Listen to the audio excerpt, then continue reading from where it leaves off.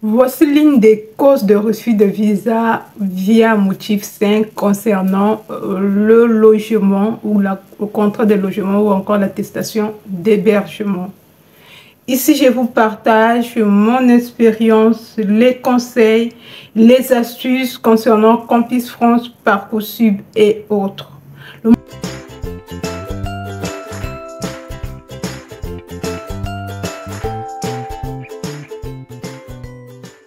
Motif 5, ça signifie tout simplement les informations que vous avez communiquées auprès de l'ambassade, consul, pour vous donner le visa par rapport à votre séjour en France ne sont pas fiables ou fausses ou ne respectent pas certains critères. Le premier motif, c'est la distance de logement entre votre établissement. Il faut savoir que quand tu es hors de l'Île-de-France, donc de Paris, votre distance de logement doit être de 50 mètres entre votre université. Et si vous ne respectez pas cela, vous n'aurez tout simplement le refus de visa. Oui, motif 5. Deuxième refus de visa, toujours la distance, mais dans l'Île-de-France. Quand vous êtes dans l'Île-de-France, comme c'est bien desservi, la distance entre votre établissement et votre université et votre logement doit être de 100 mètres, pas plus, pas moins. Ça peut être moins, c'est avantageux pour vous, mais si c'est au-delà de 100 mètres, dites-vous que vous avez le refus de visa. Ça, c'est le premier critère à respecter quand vous recevez l'attestation d'hébergement. C'est tout simple, vous pouvez le vérifier sur Google. Vous tapez votre université, vous tapez votre lieu de départ, lieu d'arrivée, vous allez voir les distances que vous allez faire par jour.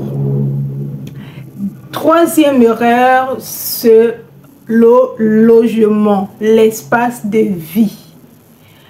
Quand vous cherchez le logement, si c'est un contrat de bail, si c'est un contrat de bail de votre nom, vous devez respecter le lieu de vie qui est de 9 mètres carrés par personne. Si vous allez au-delà de 9 mètres carrés, quand vous cherchez un contrat de bail étudiant, c'est bien, ça joue à votre avantage. Mais si vous êtes au-dessus de 9 mètres carrés, dites-vous que vous avez les chances d'avoir un refus de visa sans même réfléchir. Ce sont des critères que l'ambassade ne vous dit pas, mais nous, on vous les dit ici dans cette vidéo. Maintenant, quand vous serez logé, hébergé par une membre, une parent, peu importe la personne, il faut vérifier le nombre de personnes qui habitent dans cette maison. Aussi connaître les dimensions de cet appartement. Et comment connaître les dimensions de cet appartement? Vous pouvez, si vous connaissez le nombre de personnes qui habitent dans cet appartement, ou encore demander à la personne qui va vous loger, ils sont au nombre de combien dans cette pièce. Vous pouvez faire par exemple 3 fois 9 mètres carrés.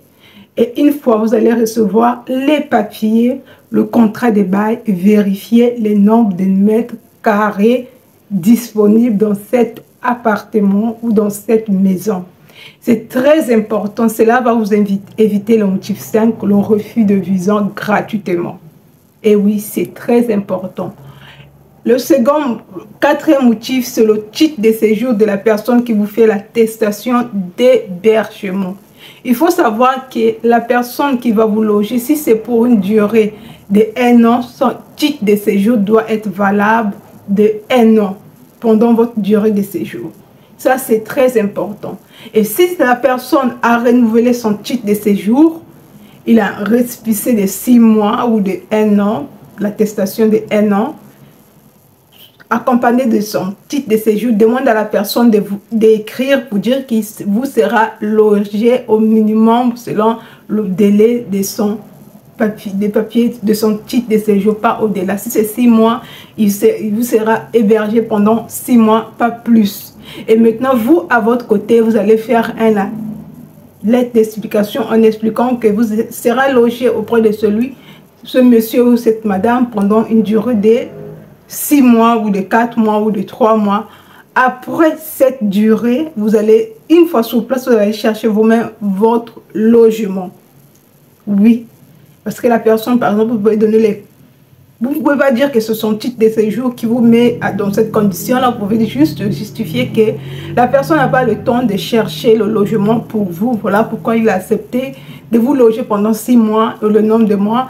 Une fois arrivé sur place, vous allez chercher vous-même votre logement et signer votre contrat de bail.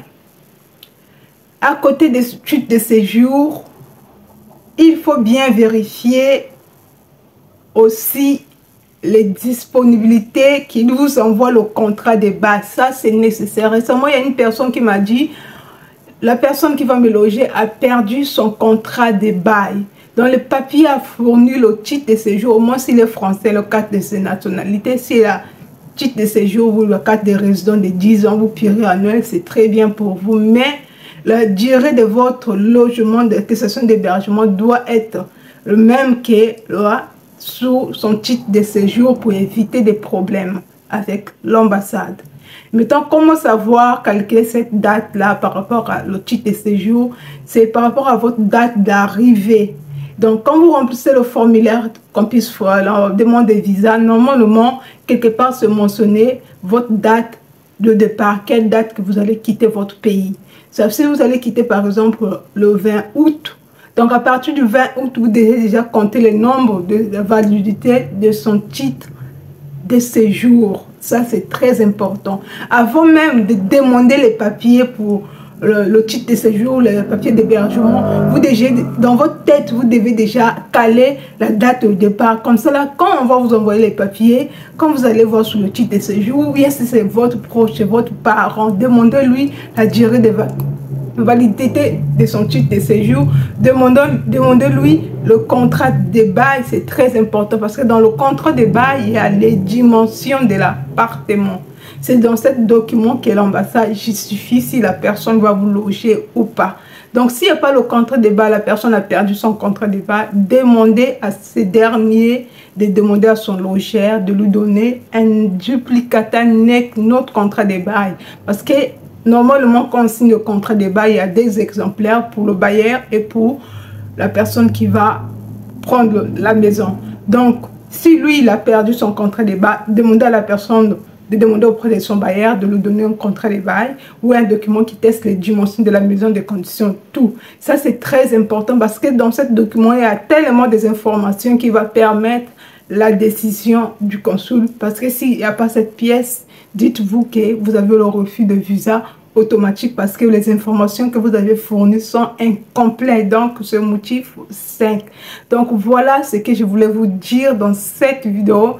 Mais dans une autre vidéo, on va voir comment demander le visa après un refus par rapport à ce motif 5, par rapport à ce que je viens de mentionner dans cette vidéo.